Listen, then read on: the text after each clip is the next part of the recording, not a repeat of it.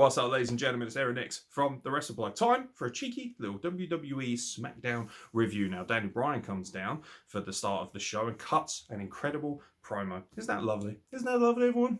Isn't that nice? Let's see who gets that reference. Bryan cuts a great promo. I love this promo as well because Michael Cole's an insufferable prick. Go away, Michael Cole. You just assume I want to be in this tag match. You assume that I'm just happy being me. You just assume that I'm happy being a plucky underdog. Well, no. I'm Daniel fucking Bryan, and I should be in the main event because I am the best wrestler, and I love this business. And I have wrestled quite literally as many matches in 3 weeks as these two pricks have wrestled in 3 months. Oh, beautiful. Perfect. He's so relatable. Immediately, as a neutral watching this, or if you're being a supermark and you cheer the faces and boo the heels, as they like to say at Progress, because they're so woke and lefty. Yeah, great. I thought it was fantastic. And even me, the mark, I was sitting there going, yeah, no, that's great. I find that really relatable. And I believe you. And I believe that you deserve to have an opportunity at WrestleMania for the WWE title. And that, of course, is why he's building to the main event of the show. Steel cage match against Jey Uso. And if he wins, he will face Roman Reigns at Fastlane. And, of course, Roman Reigns comes down and he's got plenty to object to. And he just belittles him, as you would expect. It's kind of like a much better version of the authority angle, where they're like, you're just a B-plus player. Oh, it's nice that you're here, Daniel, but you're not a star. And Roman Reigns is alluding to that without being too condescending, because obviously one of the most famous lines in wrestling is that you never fully bury your opponent, because otherwise, why are we supposed to care if you beat them? It's as simple as that, really. And it's a lovely promo. It feels organic. Roman Reigns is great on the mic. Daniel Bryan delivers world-class promo material again. I think we're all a little bit guilty of forgetting just how good Daniel Bryan is. And of course, he then went on to main event the show. Now, in between that, WWE decided to just ram some stuff in. Hey, you like tag team wrestling? Well, fuck you. Oh, you like the Street Profits? Well, fuck you. So Montez Ford and Angelo Dawkins are out there, apparently going to have a rematch with Baron Corbin and Sami Zayn. No, they're not. They're going to have singles matches because Baron Corbin thinks Sami Zayn is a whiny little douche. That's a face maneuver. And Baron Corbin is quite literally the biggest heel you have. Okay, fair enough. I can do without watching Baron Corbin beat Montez Ford, who I believe is one of the big superstars of WWE and could legitimately beat a main event star in 3 minutes. He literally gets in, does a few moves, end of days, courtesy of a distraction admittedly, and boom, we're done. And then, quite literally, straight afterwards, Baron Corbin's like, yeah, nah, I'm alright, mate. You accidentally bumped me, so I'm leaving. And you can deal with Angelo Dawkins in your singles match by yourself. Okay, and because of that, and because he's got nobody there, Angelo Dawkins beats him. And then poor old Blake Christian, who is once again appearing as one of the members of his camera team. It's almost like WWE got wind of everyone recognising Blake Christian. Sami Zayn beats the shit out of him. I don't recognise you, you're not part of this team. And of course, you know, conspiracy nut. And it's good for what it is, but it's not going anywhere. And I just don't care. And also, as far as the tag team titles go, unless Bobby Roode and Dolph Ziggler are actually going to defend those things and be on TV, can we get the belts off of them? Because they're fucking boring at the best of times anyway. I don't care about Bobby Roode. I don't care about Dolph Ziggler. What I do care about is the guys who are there week in, week out. And I certainly care about the Street Profits a lot more because they're the best tag team you have right now. And of course, sort of a tag team rivalry. You got Chad Gable and Otis in this rivalry with the Mysterios, and I don't care about that either. Dominic Mysterio had a good match. It was very cool to see him beat Chad Gable in many ways, although at the same time, it shows how little they give a shit about Chad Gable, because it's like, hey, this guy's a legitimate Olympic caliber athlete, an Olympian wrestler. 3 minutes. It's another match.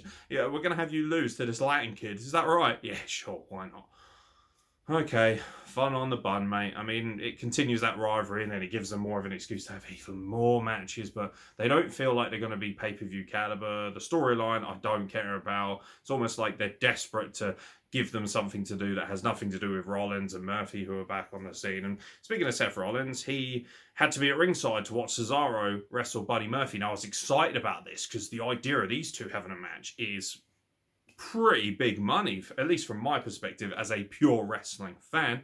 And the match was fine, but it didn't last long enough, although it's lovely to see that Cesaro, unlike quite a few wrestlers in other companies, knows how to put in a sharpshooter properly. It looks legitimately fantastic, and he taps out Buddy Murphy. And Seth Rollins, who's on commentary, and Corey Graves is fawning over him, which I did find relatively entertaining. By the way, what the fuck is going on with Seth Rollins' wardrobe? I mean, trust me, look at me. I am not fashionable in the slightest, but my lord, Seth Rollins, sort your wardrobe out, bruv. Seriously. Has he inherited a load of Michael Jackson suits and we just didn't realise? Whatever.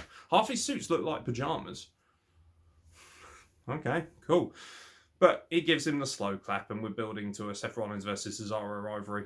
I don't really care that much, but you know the matches are going to be high quality. So give them a good pay-per-view match at Fastlane and then move on to something else, please.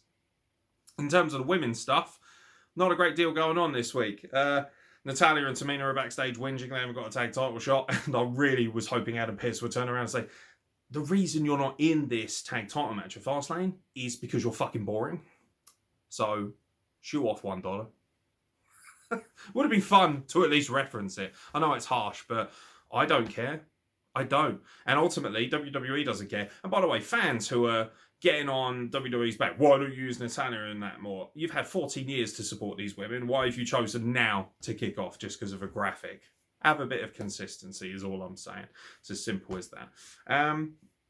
Sasha Banks, obviously at ringside. So is Nia Jax. So is Reginald. To see Bianca Belair versus Shayna Baszler. Now, Shayna Baszler, I don't get it. My brother Lee Meeks mentioned this actually when he messaged the WrestlePlug the other day. Anyone out there can message us at WrestlePlug and let us know what they think via our social media. And Lee Meeks said, why is Shayna Baszler not used properly? She's legitimately one of the best wrestlers this company has. Yeah. Yes, she is. I used to go crazy about how good she was in NXT. Ever since she's got up to the main roster, she had that initial push. And then after WrestleMania, it was like, yeah, nah. And apparently Vince McMahon isn't hot on her. And I have no idea why, because she could be the Brock Lesnar of the women's division. Okay, it is what it is. She loses to Bianca Belair, as you would expect, in a reasonably competitive match. There's shenanigans going on. Reginald thinks he's helping out. He's not. He gets a slap from Sasha Banks. Everyone leaves him behind. He's a little bitch. Then we go backstage, and he's with Carmella. And Carmella's like, what the fuck's going on with you, mate? And this is, I believe, before the match. Carmella fires him. Okay, I think it's a ruse personally, and she's using him as a plant to try and get back into the women's division. Or maybe literally she's just fired him because she's had enough of his shit and he serves crap wine and champagne. He goes backstage, he tries to apologise to Sasha, she's having none of it. And then he bumps into Shayna Baszler and Nia Jax, and in one of the Twilight Zone moments of this show, Shayna Baszler's about to beat him up and Nia's like, no, don't you see what I see? He's really cute. And she's looking at him a little bit like the Deliverance moment. You know, ding, ding, ding, ding, ding, ding, ding, ding. Y'all got a purty mouth there, Reginald. Mm-hmm. I was like, why are you looking at him like one big-ass chicken wing? That is alarming. Never mind. It's not the weirdest thing I saw in all of the mid-card stuff before the main event. Apollo Crews. I'm going to be careful here because I'm going to trigger a lot of people, I'm sure. And I'm mixed race, but obviously I'm not black. Shock. And I want to know genuinely what African Americans think. And if there are any African American people who watch this YouTube channel, I really genuinely want to know what you think. So Apollo Crews comes out. Now, last week he mentioned his Nigerian heritage, and I think that's really cool, and I love the look. The scarf is very cool, and I love the new ring gear, I love the presence, and he actually feels like a legitimate gimmick / character, and it is kind of a nod to Uhaa Nation, which is what he was on the independent scene. That's all very well and good. However, he seems to have developed Kofi Kingston syndrome, because he came down with an accent. He was like, oh no, this is how I'm not going to do the accent, because that's not a fucking piece of territory I want to wade into, but he does a Nigerian accent. And for me, not a fantastic one, if I'm being honest. And before people come at me, I've spent a lot of time around Nigerian people. I used to work with a lot of Nigerian people, and sorry, that is very stereotypical. And that's why I want to know what African American people think. Do you find that offensive? I'd very genuinely like to know what the black culture and the black society involved in WWE think about this, because he's also standing there holding a spear. He's got two guards who are also dressed somewhat very stereotypically of African guards. Now, I'm very lucky in the sense I've travelled to quite a few places in Africa and I have seen guards like that, so that's not something I want to jump on too much. Some stereotypes exist for a reason, unfortunately. But him standing there with a spear just feels cheap to me, and in a company that has got quite the history when it comes to racial tension and mistreating racial entities, I'm sorry, I don't trust this gimmick that it's going to go the right way. It's almost like somebody backstage has identified that Big E is African American, obviously, although, you know, they're very dense back there. They're like, what? He's black? You could just see Vince McMahon's like, holy shit, I thought he was tanned, because he's just so fucking stupid and senile at this point. But it's like somebody has noticed these two and thought, they're very different kinds of black guys. Yeah. Shock horror, just like other ethnicities and cultures. Just because they have the same skin tone doesn't mean they have to act the same way. You racist toss pieces. And that seems like the direction it's heading in. One is very true to his roots, and the other one is a different expression of said roots. And because of that, I find it very, very strange. And I wouldn't have minded it nearly as much if you didn't have this faux accent. What the fuck is that? Oh, this is how I actually talk. Is it? Is it? Because your accent not only broke quite a few times during the promo, but also he then did like an impression of Americans using his actual voice. That's carnival. Stupid. Sorry, but if AEW had done this, people would be losing their shit. And I hold everyone to the same standard. Doesn't matter what wrestling company you are. This, for me, felt at best very awkward and at worst incredibly inappropriate. But, you know, I'm not offended personally by it, but I want to know who is and who isn't. And if African Americans do watch this channel and don't think it's offensive and actually think it's a good thing, because I have seen a lot of people on social media saying it's a really good thing. My friend Tanvir likes it. Okay, explain to me why it's a good thing, and, you know, we'll see. But it's 1 week, and I just don't trust WWE. But the main event was fucking awesome, wasn't it? Let's be fair.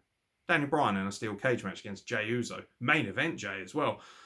I loved it. Roman Reigns is at ringside. Pull up a pew, son. I'm going to watch my cousin whoop your ass. And of course, Roman Reigns has a vested interest because all the pressure, once again, great storytelling, by the way, for when they do eventually break up. Because he's putting pressure on him, saying to Jey, you need to do the business tonight. You need to come through for me.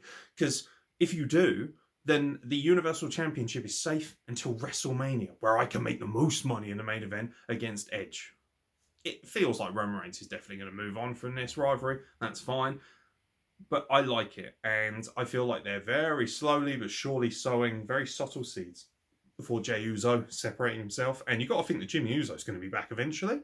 Wouldn't surprise me if at WrestleMania the Usos turn. And that's what helps Edge win the title. And we get kind of like a double feel-good moment. Or maybe the next night, you know, the Usos kind of like made a mistake and just snap and beat the shit out of him.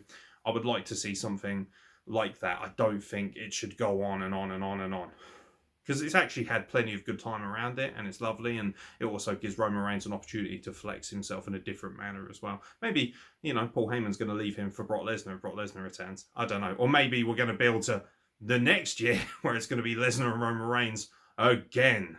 God knows. But this match was fantastic. It was great.